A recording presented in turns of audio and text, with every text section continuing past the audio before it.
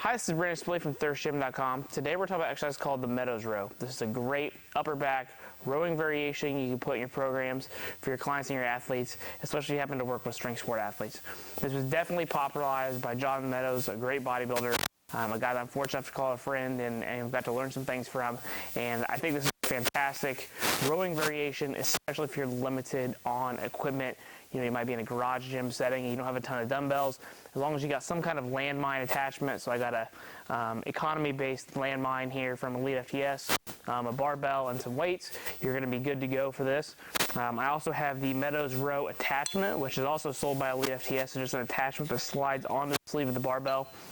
And basically just elevates it up and gives something that's a little bit more friendly in terms of grip, that we're not having to grab that big, thick 2-inch sleeve to row. So you don't need this, but it's convenient. I'm sure there's other suppliers and places that make something that's similar to this, but this is the one that actual John Meadows helped create for the exercise. So what you're gonna do is you're gonna take this, you're gonna slide it on the barbell here.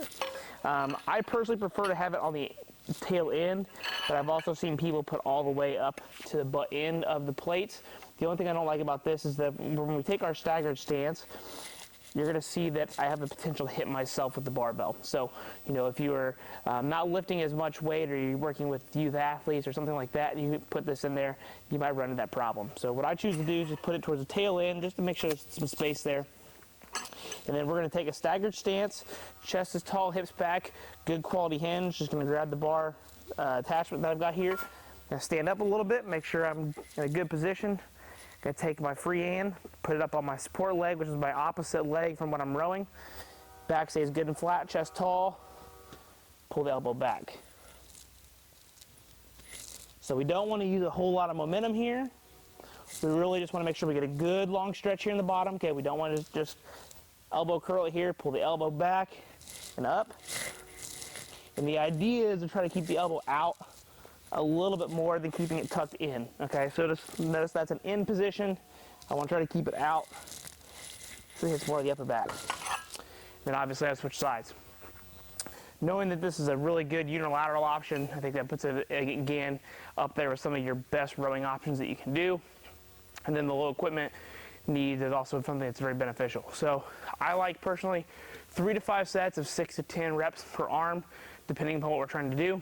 If you're working with, you know, some physique-based athletes, or you're looking to really crank the volume, this is another exercise that's great to do with drop sets, because once you start getting some 10s and 25s on here, you can just strip them off and keep going.